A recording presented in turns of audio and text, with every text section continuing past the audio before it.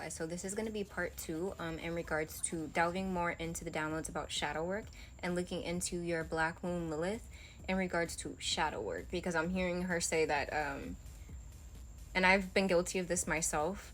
A lot of us have been running from our shadow, and there are some people out here who could have been doing like certain shadow work, things of that nature, but I'm hearing spirit say that the healing never stops. So that being said, there's always growth to be there's always more learning and more growth to be done. We'll put it like that. So we're going to get into why looking at your Black Moon and Lilith in your natal chart can help you, and in regards to some shadow work. So first I kind of want to get into what yin is and what yin embodies. So yin is the black part on the yin and yang symbol, and this represents feminine energy, okay? This can represent softness, stillness.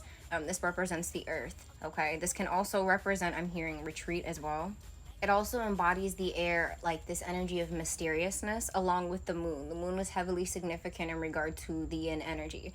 But yin energy has been oftentimes regarded as more, so it's gotten like a negative connotation for whatever reason, but I think it's more so because people tend to be afraid of what they don't understand. So I think that's why it goes so heavily along with shadow work, because the shadow side is the parts of ourselves that we kind of disown, that little spitfire part of ourselves that comes out and kind of comes to play when somebody oversteps or pushes a boundary. And it's important that we recognize those things in ourselves, because if we run from them, they can kind of wreak havoc. And like I said, I also feel that it's very important, and this is not going to go for everyone, but like I said, we all have yin and yang energy within us. It's not a gender specific thing. So I also feel like too, we're doing ourselves a disservice when we are ignoring one energy over the other, like ignoring the yang energy, masculine, or in our case, or in this case, ignoring the yin energy. Now, I am no natal chart reader. I'm learning right along with y'all, so this is a learning process for me too. But looking into your Lilith on your natal chart, your Black Lilith in specific, and this can be done, you can like go online, I'm pretty sure, and type in your birthday, and they'll have like a calculator for you to where you can see this, and then you can look up more information from there. And studying your Black Moon and Lilith kind of helps you to recognize certain desires, hidden desires, I'll say, 222 on the timer as I say this, put you in alignment with your shadow side, because you're recognizing those things of yourself that you've kind of pushed away in the sense of keeping the peace. Or it could be like a fear of criticism. It could be a fear of rejection. We all have those things, and looking at your Lilith helps you to understand that better and not demonize yourself for it, but to accept yourself and celebrate yourself, because that's what you deserve. Specifically, 244 on the timer, awakening your shadow side and honoring it, accepting and honoring it instead of running from it. And it reminds me of this dream I had where I was at the beach at night, the moon, it was a full moon shining down, and there was water coming, and I was running away from the water. So like I said, this is just as much a message for me as it is for y'all. I'm learning right along with y'all that there's certain parts of ourselves that you just can't deny. There's certain fears, there's certain anxieties, there's certain things that we have to make light of, that we have to acknowledge, because it is integral to our healing.